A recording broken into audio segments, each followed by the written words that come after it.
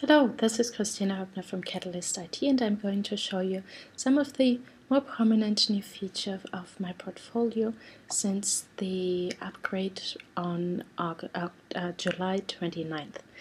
When you're logged in as a user, what you'll see immediately on the right-hand side is the online users, and there is going to be displayed only 10, and depending on the settings of your school, these may just include people from your students or teachers from your school, or everybody who's on my portfolio.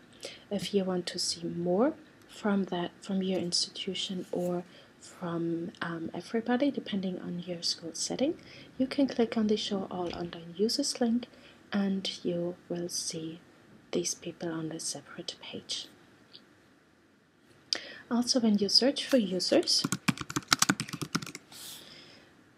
it will immediately only search within your institution, and only when you click on everyone are all people displayed who have that name.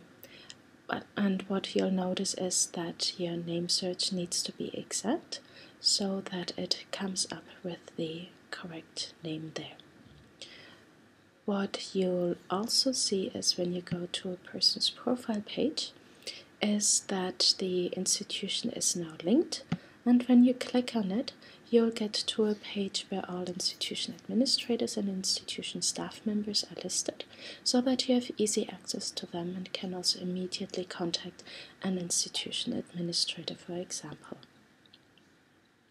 My portfolio used to come only in English, but what you can now do under settings is choose your preferred language, and that can be German, English, Spanish, French, Mahara, or Japanese.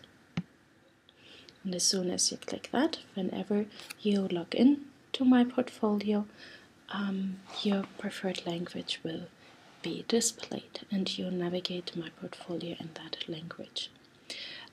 As we've implemented a number of new features just very recently, it can happen that not all the language strings have been translated.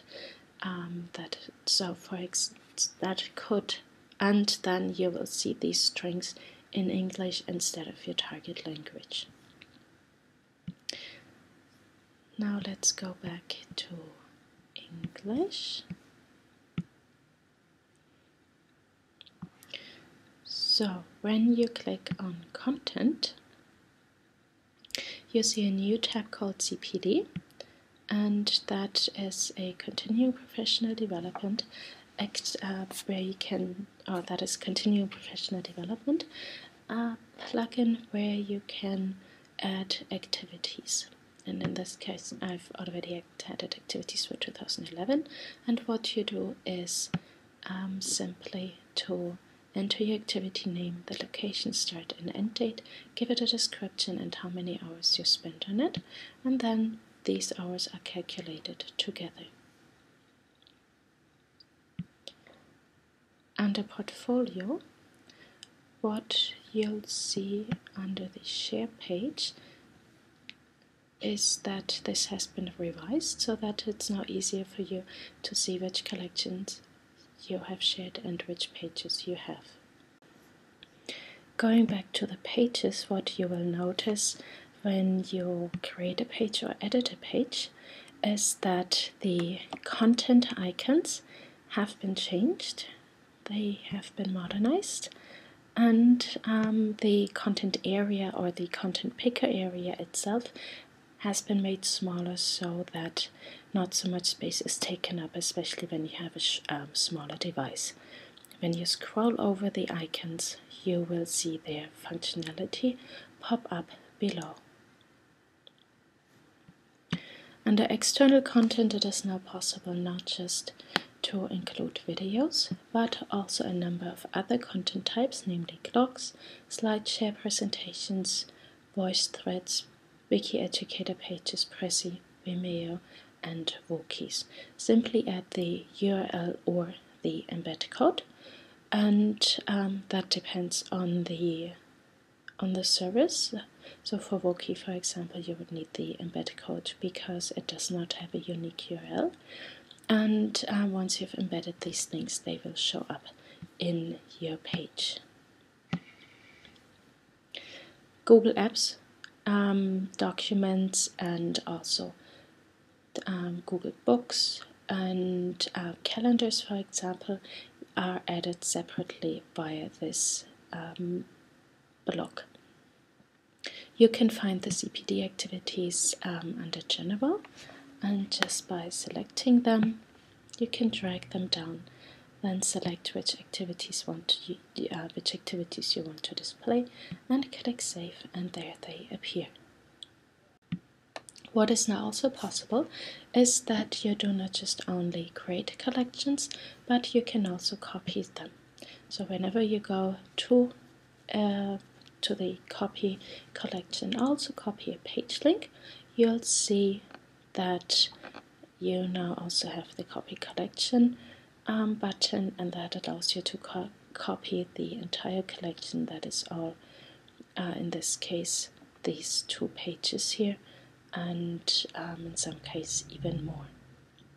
Now some of you know we've implemented a primary school theme, and I'm going to choose that now for my institution. So when I log in as a user of that institution, I then see the primary school theme with its special dashboard page, which displays the most important items to navigate to immediately just by clicking on them.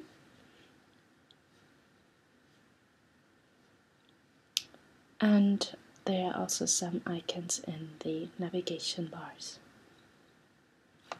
What I can also do is to configure my own theme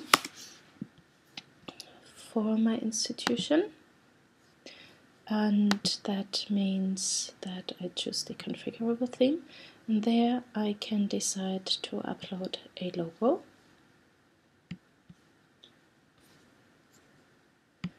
that I have prepared earlier, and I can also change the colors that I wish to use for my theme, and I can decide which ones I want to have there.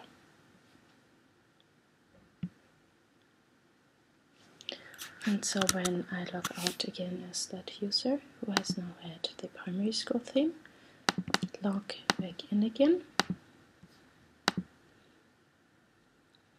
I see my new theme.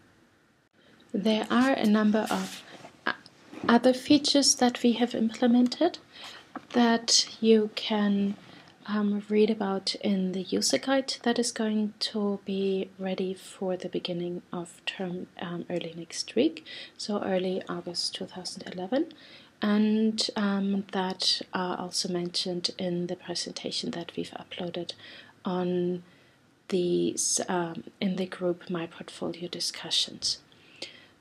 You can also, or we invite you to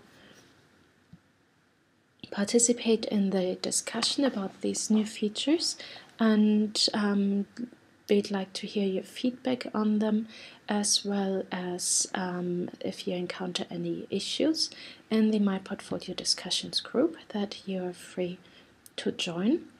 And there we have 2 forums, namely the first one called Feedback. What do you think about Portfolio and the new features? And then if you have problems, please put them into the forum, bugs, issues and problems.